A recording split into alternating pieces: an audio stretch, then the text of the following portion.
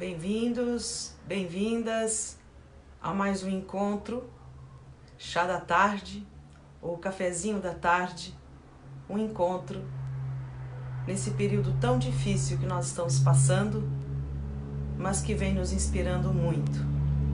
Antes de começar, nós, monges de nossa tradição, costumamos pronunciar uma prece. O Dharma, incomparavelmente profundo e infinitamente sutil, é raramente encontrado, mesmo em centenas e milhões de anos. Agora podemos vê-lo, ouvi-lo e compreendê-lo. Que possamos completamente clarificar o verdadeiro significado dos ensinamentos do Tathagata. Tathagata é um outro nome que se dá a Buda, Buda Shakyamuni. Tathagata, do assim como é. A gente sempre diz que o Dharma são tanto os seus ensinamentos como a vida, assim, como ela acontece, né? E aí, me propus fazer esse trabalho de estar com vocês pelo menos 40 minutos, todos os dias. Fiz uma pequena reformulação, reflexão. Ao invés de eu fazer, vocês sabem, né, quem participou ontem, eu vou estar abordando os Objetivos 2030 de Desenvolvimento Sustentável, que é um documento importante das Nações Unidas. A nossa tradição Soto Zen nos orientou para que nós refletíssemos sobre esse conteúdo junto à população, junto à comunidade. E o que eu estou fazendo nesse espaço é trazer esse conteúdo das Nações Unidas, esse chamamento planetário que as Nações Unidas está fazendo, né?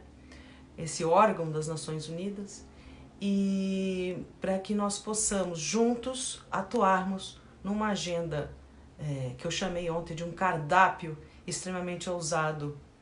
A ONU já lançou outras agendas, nós temos a Agenda 21, alguns de vocês se recordam que esse ano está comemorando 20 anos, né? E pouco sabemos do que foi realizado, pouco conhecemos dessas agendas, e eu estou trazendo essa agenda que foi escrita em 2015 e a gente está agora já em 2020. E qual é a proposta ao trazer essa agenda? É nos desafiar. Porque temos tantas coisas escritas, tantas intenções de governos e nações, e continuamos com uma grande dificuldade. A gente percebe que tem muita coisa sendo feita, mas a gente não tem tanta visibilidade, não é verdade? Então, o propósito desses nossos encontros à tarde, às 17 horas, é falarmos sobre esses objetivos, que são 17 objetivos, que abordam alguns aspectos da humanidade extremamente estratégicos. Só que esses 17 objetivos se complementam. Ontem eu cheguei a citar isso para vocês. Mas antes de entrar nesse assunto, está muito difícil, não é verdade? Estamos vivendo um momento desse Covid-19. Eu percebo aqui onde eu trabalho que tem pessoas que começaram a se adaptar. Ontem eu estava ouvindo pai brincando com o filho, eu escuto tudo aqui pela janela, que nós somos muito próximos. De vez em quando eu escuto um chega, né? Mas foi criado até um grupo de WhatsApp aqui do condomínio, estão trocando ideias. Eu recebi uma imagem de uma criança pintando um vidro do apartamento, da janela do apartamento. Eu mandei pro pessoal aqui que tem criança. Olha que boa ideia. Realmente é uma situação difícil, né? Nós nos distanciamos muito do nosso cotidiano doméstico e estamos sendo obrigados por várias causas e condições a voltar para casa, né? Nós aqui da comunidade, cada um da sua casa, no seu templo, está tentando passar uma mensagem a vocês. E eu me coloquei nesse propósito para que eu possa compartilhar com vocês, e com certeza vocês compartilham também comigo, aquilo que a gente pode fazer e deve fazer, né? E sim, tive a tristeza ontem de uma notícia, né? Monja Coen mesmo havia dito que havia falecido uma maestrina, Naomi Munakata, faleceu ontem, né? Pelo coronavírus. uma regente, uma maestrina espetacular. E eu havia comentado que eu não falei, mas houve um momento do meu percurso acadêmico que eu, quando me formei em pedagogia, desculpe, entrou uma ligação aqui. Eu tô com meu cunhado internado, mas não é coronavírus, não. Parece que ele teve um problema de início de infarto, alguma coisa assim. Então, por isso a ligação da minha irmã que entrou agora no Facebook. A vida está acontecendo, a vida está aí, muito agitada, né? E nós estamos aqui navegando. Vocês estão vendo essa pintura aqui? Esse aqui é um quadro clássico, uma pintura clássica das ondas, né? As ondas do Japão. E tem alguns barcos aqui, pessoas no barco, né? É a nossa vida, assim. Se nós ficarmos muito rígidos, nós afundamos. Mas se nós ficarmos flexíveis, nos movimentando, com o cocorô, com o coração aberto, nós não vamos afundar. Então o objetivo desse nosso encontro é que possamos compartilhar ideias, compartilhar iniciativas, né? E tivemos esse fato da maestrina ontem, que foi uma pessoa que eu comecei a fazer, fiz um ano de composição e regência na Faculdade de Santa Marcelina. Composição e regência sempre foi um sonho meu, né? Mas aí eu comecei a trabalhar, como eu contei a vocês ontem, no estado, e aí eu comecei a trabalhar muito, a viajar muito, né, para o interior de São Paulo, e já não estava conseguindo acompanhar a faculdade. Falei, vou fazer o segundo ano? Aí fui conversar com a professora Naomi e ela disse assim, olha, se você não conseguir se dedicar, é melhor você largar, para não ser mais uma musicista medíocre por aí. Nossa, foi bem forte o que ela disse para mim. Aí eu falei, puxa vida, né? Eu, pelas minhas condições, eu vou trabalhar, que é o que eu estou precisando nesse momento, e quem sabe um dia eu volto. E regência e mexer com várias melodias acabou sendo uma prática da minha vida na área pública. E hoje, como monja zen budista, eu quero fazer da nossa vida sempre uma composição. Uma composição que tem melodia, harmonia e também que tem contraponto, que tem tensão, tensividade. Uma vez eu fiz um curso com o Tatiti e ele aborda a importância da tensividade, né? Da tensividade. A nossa vida é tudo isso. Momento de que se harmoniza, depois se desarmoniza, depois se retoma, mas existe uma melodia. E essa melodia que eu convido vocês a gente refletir. Por que trazendo os objetivos 2030? Porque é uma forma de a gente começar a olhar o mundo em que vivemos com inteligência e que a gente possa atuar nesse mundo. A gente fica muito à mercê das notícias, né, que acontecem. A gente não tem o aprofundamento para entender aquela notícia. Nós temos informações do mundo de uma maneira extremamente superficial.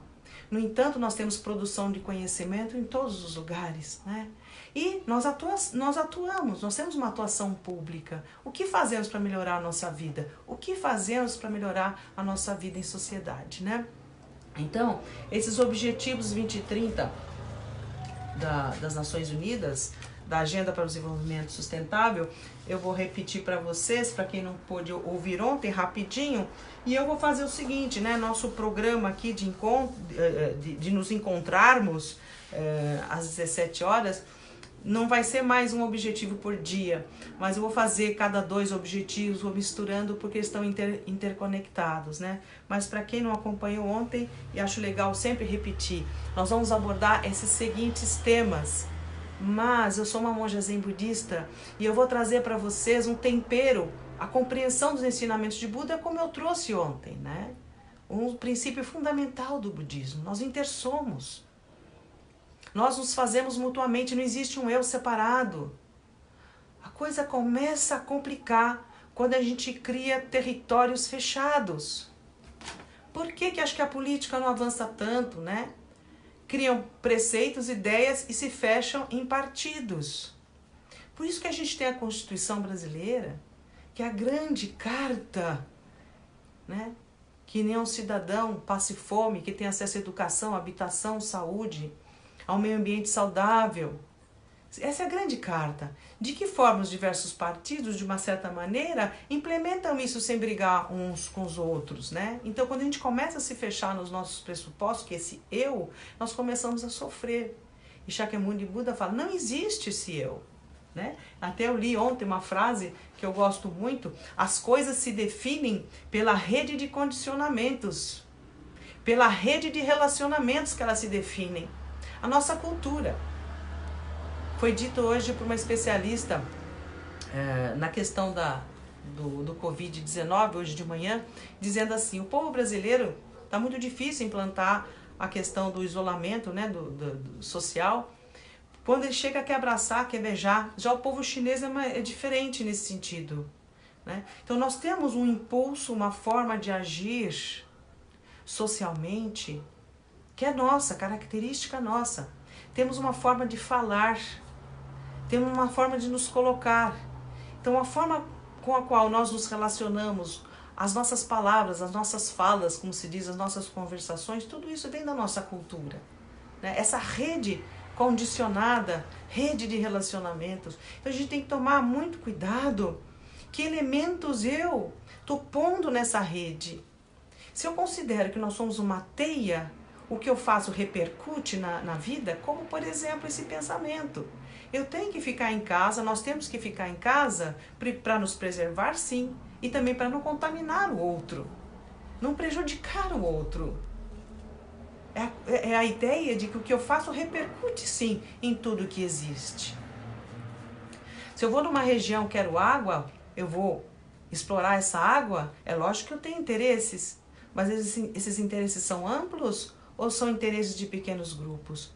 E o assunto hoje, que eu vou começar a abordar como um dos primeiros objetivos da Agenda 2030 das Nações Unidas, é a erradicação da pobreza.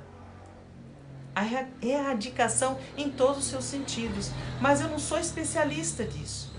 Então, para cada assunto, eu vou fazer algumas provocações. E a minha provocação é a seguinte, cada um de vocês que está ouvindo, né? Se nós pudéssemos estar juntos e presentes, eu gostaria demais, se nós pudéssemos nos ouvir. Cada um tem uma formação, cada um tem uma perspectiva de olhar o mundo, tem um ângulo de olhar o mundo. Imagine nós juntos, olhando um problema, como cada um abordaria esse problema, como cada um poderia resolver esse problema. Conforme a nossa atuação profissional, nós gastamos dinheiro, muitos fizeram em escolas privadas, outros escolas públicas. Nós temos uma formação para usar esse conhecimento para quê? Para minha realização profissional? Para que eu tenha recursos para sobreviver, ter minha família e meus filhos? Espera, nós vivemos numa sociedade de desigualdades. Que é nosso compromisso com a nossa natureza humana. Então esse é um chamamento de provocação da gente sair do comodismo, sair do antropocentrismo, do egoísmo, né? Daquela coisa. Por quê? Por que a gente é assim todo meio que dentro da casinha para a gente se proteger? Porque o ser humano é muito inseguro e muito frágil. Então ele tem medo. Então ele se cerca de seguranças. Mas ele se cerca de tal forma que ele gera malefícios, ele prejudica pessoas. Não tem essa visão da rede. Tem uma história do João de Barro, que eu não sei o que acontece quando ele invoca com a fêmea. Se tem algum biólogo me ouvindo, pode me explicar melhor. Ele fecha a fêmea dentro da casinha, ela morre. Essas casinhas de barro que a gente vê nas árvores, João de Barro. Ele faz isso, ele fecha, deixa a fêmea fechadinha lá e ela morre. Essa coisa do fechamento. O Covid-19, por incrível que pareça, ele está nos convidando a voltarmos para casa. Mas que casa é essa que nós não estamos reconhecendo? Nós não estamos reconhecendo a nossa casa. É a casa que a gente escolheu, que nós constituímos. Existe a casa física, os relacionamentos que temos e a nossa casa, cada um.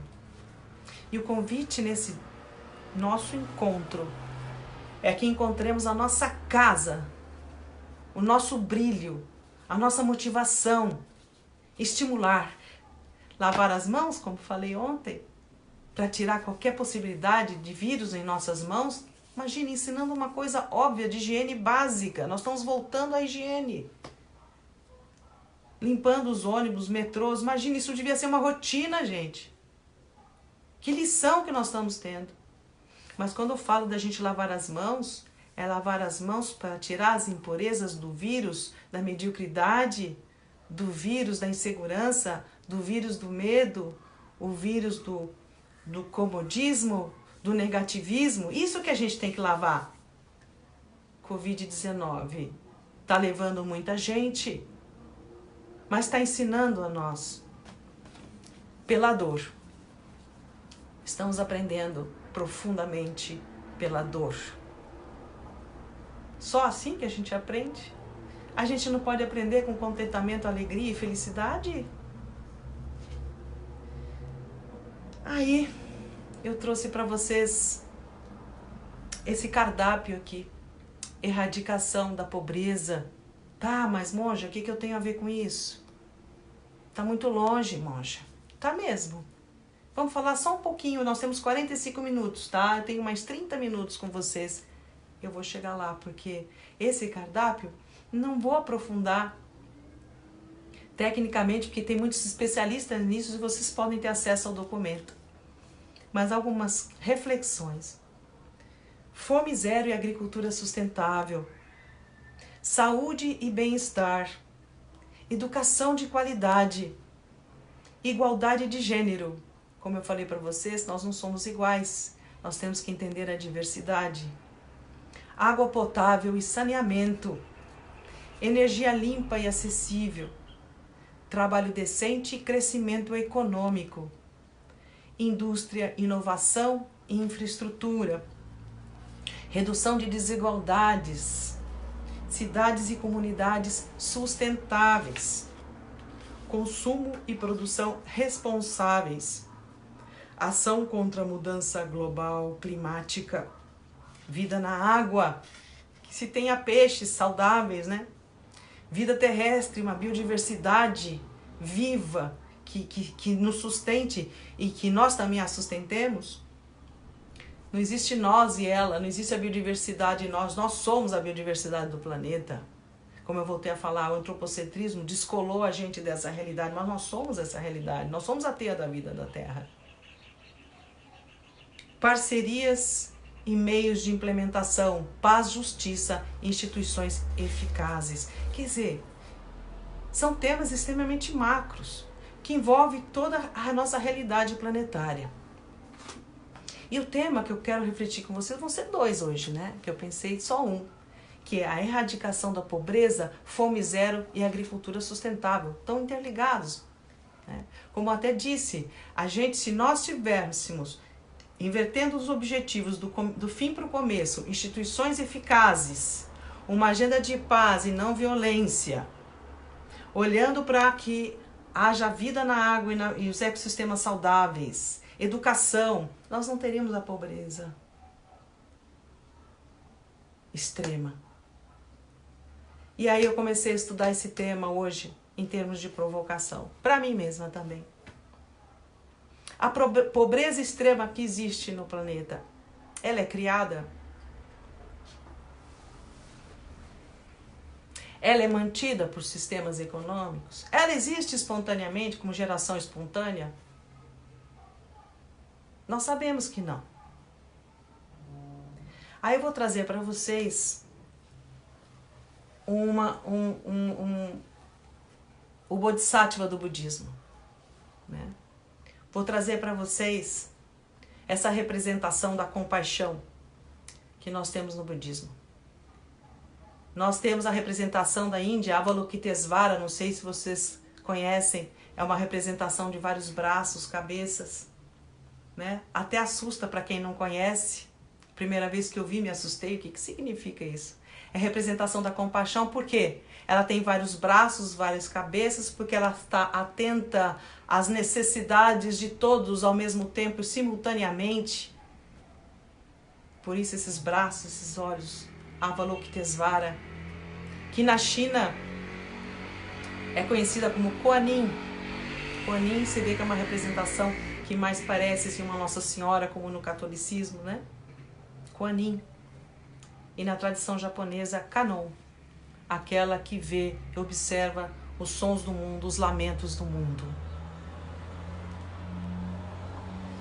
São características do ser iluminado. E o Bodhisattva da compaixão não vai atrás primeiro da sua iluminação. Enquanto todos não atingirem despertar a felicidade, a iluminação, não pense em si. Está sempre atento às necessidades de todos, aos sons do mundo, aos lamentos do mundo. Essa dimensão todos nós temos. Quando a gente começa a perceber que somos a vida da Terra, somos o todo manifesto, somos feitos de infinitas causas e condições. Estou aqui falando com vocês porque meus pais existiram, meus avós existiram, meus tataravós existiram. Uma infinita rede sustentável permitiu eu estar aqui falando com vocês, compartilhando ensinamentos de 2.600 anos. Quem está falando aqui? Existe esse eu? Não. Existe um canal que está comunicando a vocês. Uma sabedoria que existe.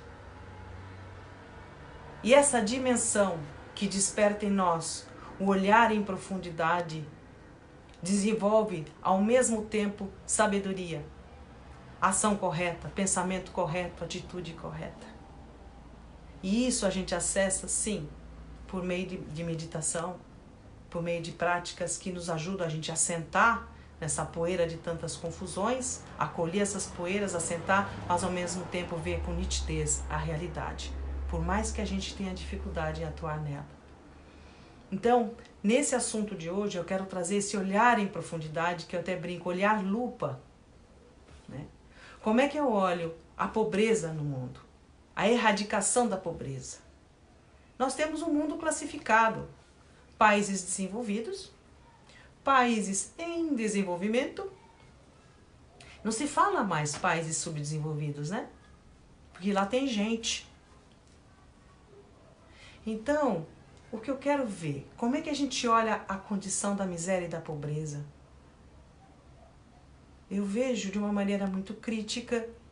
Países desenvolvidos muitas vezes estão nessa condição porque vivem muito em detrimento de povos em condição precária e difícil. Existe uma sustentabilidade, um código aí de manutenção de poderes, de hegemonias, que mantém as desigualdades. Tá, monja, o que eu posso fazer em relação a isso? Quando a gente fala em olhar em profundidade, é identificar o que mantém a pobreza extrema hoje no planeta.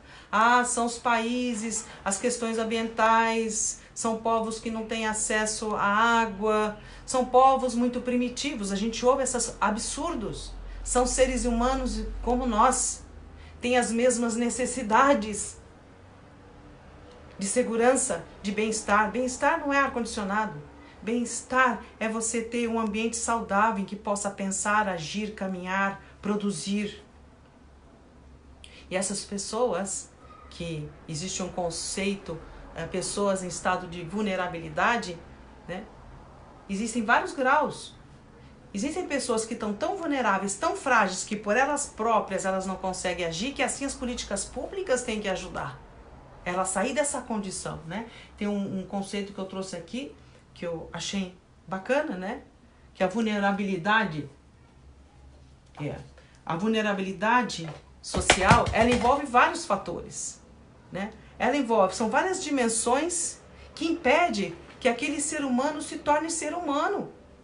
Ele está impedido, né? Ele não consegue pensar mais por si só. Não tem comida, não tem água, não tem educação. Você inviabiliza aquele ser humano como ser humano.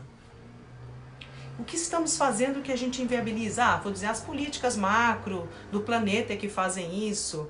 Tá, tudo bem, vamos compreender melhor isso. Quando eu fomos agora ao Japão para minha graduação e mais 2 monges, nós fizemos escala em Dubai. A outra vez nós fizemos em Abu Dhabi. Aquilo tudo era deserto. Vai dizer que é a questão ambiental que impede o desenvolvimento de um povo? Não. O recurso do petróleo, você vai para aquelas cidades, são megalópolis, são megacidades. Agora vocês estão vendo, com a questão da economia, vamos entrar num colapso? Não sei. O dinheiro está surgindo para ajudar as pessoas a sair dessa crise. A economia está dando um jeito. O que eu quero apelar para as nossas reflexões é que existe uma forma de pensar que transforma tudo, que muda o que a gente pensa que não é. Nada é fixo, como a gente falou ontem. Então, primeiro, olhar em profundidade, né? A miséria existe no planeta, a pobreza extrema existe no planeta, os governos, a ONU tem a sua proposta de uma ação solidária de tirar essas pessoas da questão de vulnerabilidade, como em muitos lugares tem ações que, tirando dessa questão de fragilidade e vulnerabilidade, capacita as pessoas, se fortalece em associativismos, em cooperação. Então, essas alternativas que tiram a pessoa, você para de dar só recurso e manter aquela pessoa naquela condição. Você tem que investir com a educação, tirar dessa condição só de receber, você ajuda até ela sair do grau de vulnerabilidade. Que quando ela sai do grau, que ela não é mais vulnerável, ela começou a atingir a sua estrutura e força de atuação, nessa hora, educação de qualidade, né? Acesso a emprego, a trabalho, a moradia digna. Então essas coisas têm que acontecer. E é isso que a carta Agenda 2030 recomenda. Mas o que eu percebo que essas cartas são tão genéricas, falam as nações devem, eu vou lembrar muito quando a gente estava no interior, na década de 80, 90, e a cana-de-açúcar era a cultura, a política da cana-de-açúcar, invadindo, entrando em todos aqueles territórios que antes plantavam frutas. Eu fui uma vez para uma cidade e fui visitar um pequeno produtor, porque a gente estava trabalhando para alimentação para merenda escolar, porque antigamente a merenda voltou para trás, não sei como é que está a situação da merenda escolar hoje em São Paulo, mas em 80 os municípios recebiam aqueles enlatados, aqueles liofilizados, né, aqueles produtos prontos.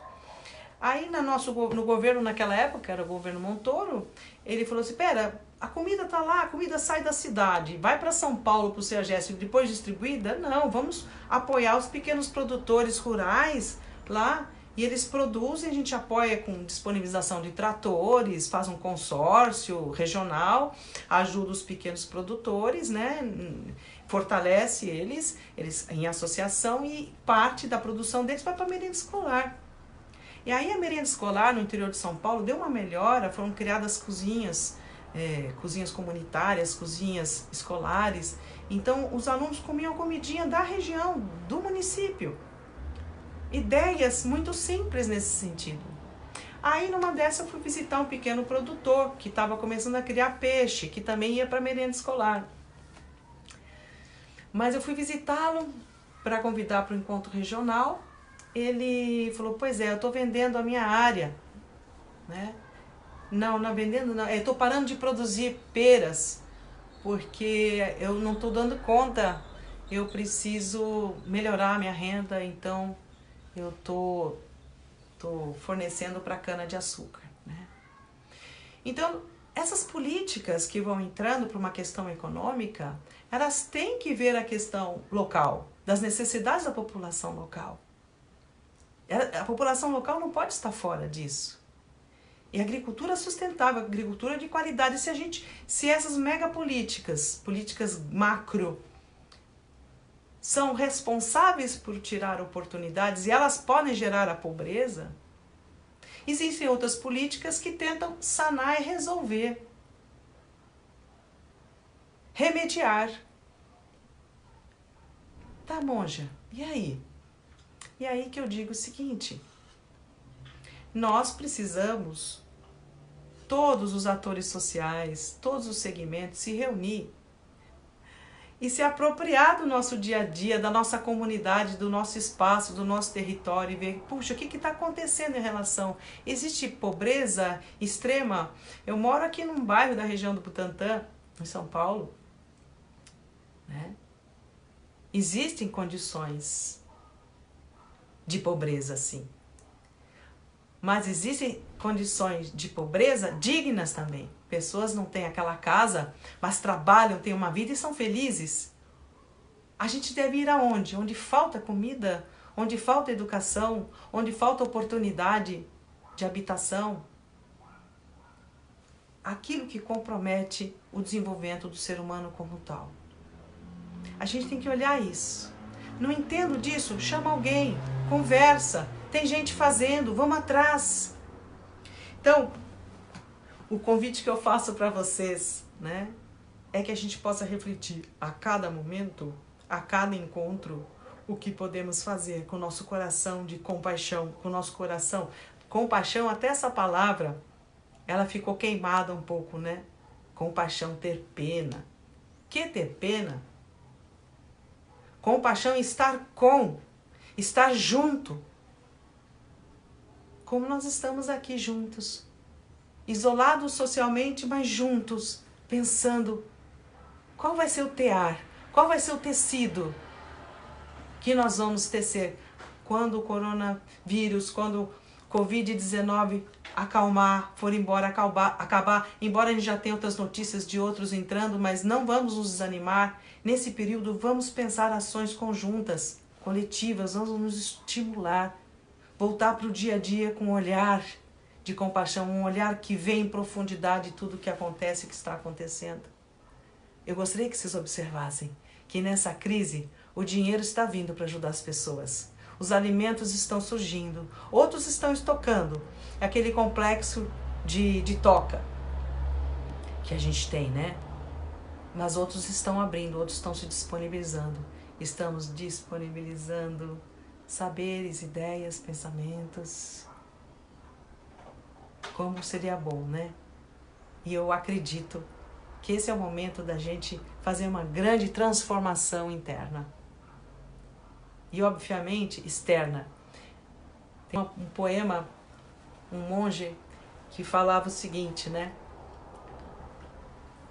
O cosmos, o universo, é uma joia arredondada, onde não há dentro, fora. Onde não há dentro, fora. Nós estamos vivendo, nesse momento, um período muito difícil. Que possamos aproveitar e nos transformar, olhar em profundidade e ver o que eu posso fazer. Vocês acham que essa... Ai, que caiu o relógio aqui. Vocês acham que essa epidemia, essa pandemia surgiu do nada?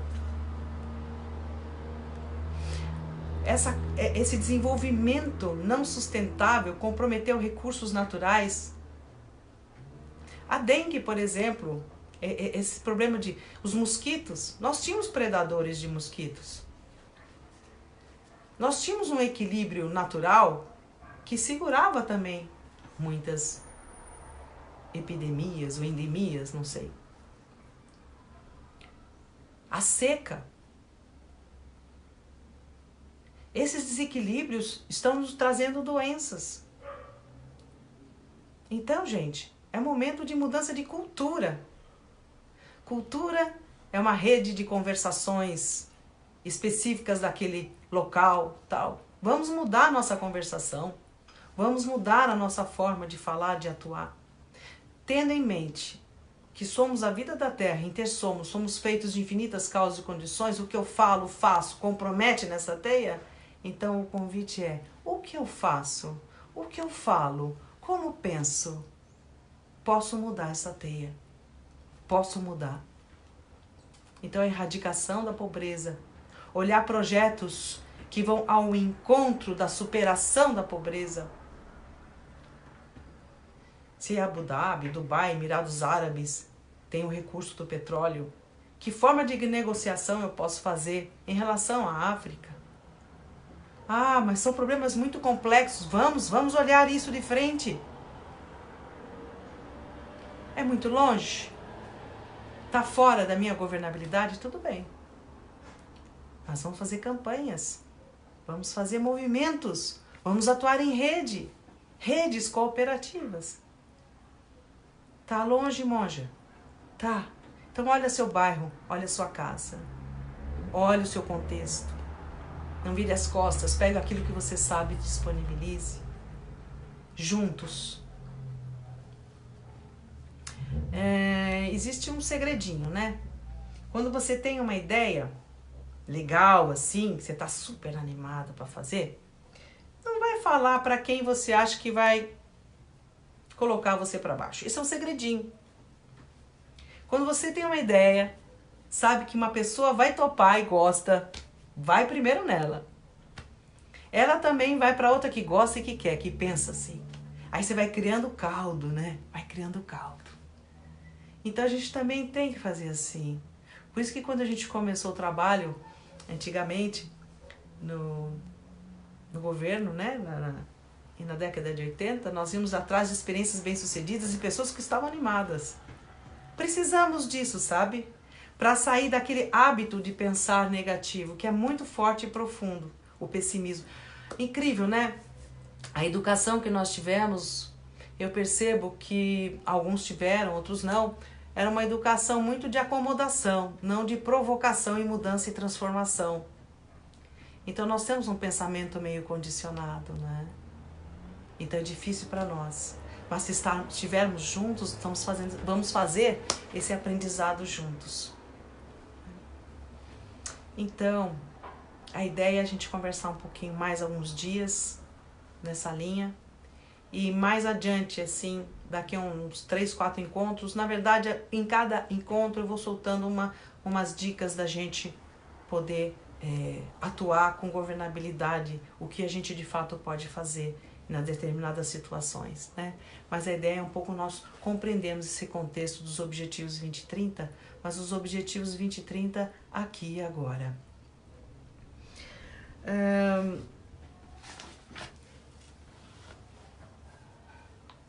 Como estamos com muitas ideias, recebendo muitas informações, nós convidamos vocês,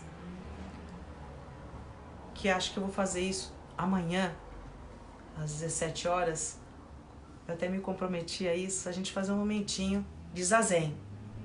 Vou orientar vocês um pouquinho na prática de zazen, da meditação zen. Porque foi sentar em zen, em meditação, que o jovem Siddhartha Gautama, o indiano, 600 anos antes de Cristo, acessou a grande consciência, a claridade, a sabedoria. Foi sentando em zazen, em presença, a experiência de ser a grande vida do universo. E essa experiência está em nós. Só precisamos acessar. Eu gosto muito do exemplo, quando a gente vai tomar banho, assim, né? O vidro o espelho do banheiro tá todo, né? Cheio de... assim, né? Não dá para enxergar o rosto. Aí você passa a mão assim, olha o seu rosto, mesmo assim meio distorcido, né? O vapor no espelho. Vamos tirar o vapor dos nossos olhos. Vamos nos enxergar naquilo que realmente somos. Viver a vida em contentamento. Apreciar a vida. A criatividade, as ideias. Ih, não deu certo. Ih, não deu certo porque não deu certo. Vamos tentar de outro jeito. Tal pessoa fez assim, tal pessoa fez assado. Certo? Então hoje é um pouquinho isso que eu quis passar para vocês, mais essa provocação, né? O que é erradicar a pobreza no planeta? O que significa erradicar a pobreza? Primeiro, identificar que o pobre, antes de ser pobre, como a gente classifica, é um ser humano igual a nós. Não igual, mas na dignidade humana. É um ser humano. que por infinitas causas e condições não teve o acesso que você está tendo agora e que nós tivemos. E vamos fechar os olhos para isso? Vamos tratar sempre como pobre, como marginalizado? A gente está junto nessa. Então, de que forma é um ser humano, ele pode beber uma água, né? Assistir um programa de televisão e rir, ir à escola, levar sua criança na escola, ver sua criança se formar, estudar. Mas são resultados também. Ir para a faculdade. Será que é o melhor formato, a faculdade? Ou investirmos em uma convivência pacífica, sociedade sem desigualdades? O que é erradicar a pobreza? Eu acho que é erradicar a ignorância. A mente da ignorância, que nada enxerga, que nada vê e não atua. É imobilismo. Erradicar a pobreza é a pobreza da mente ignorante. Por isso, vamos abrir a nossa mente, acessar a nossa sabedoria. E aí nós vamos fazer um pouco mais e melhor e em contentamento. Sem busca de resultados, apenas sendo pleno, plena. Tudo bem? Por hoje, 3 minutos. Vocês que estão aí, a gente poderia um pouco alinhar a coluna, né? Perceber como é que está seu corpo. No Zen, nós não fechamos os olhos, nós pousamos os olhos. E amanhã eu vou orientar as posições de mãos, nós vamos fazer um pouquinho de Zazen. E depois continuar compartilhando esses objetivos 2030, que são desafios para a nossa consciência de rede, nossa consciência de ser e estar neste mundo, né? Então, vamos respirar, alongar a coluna.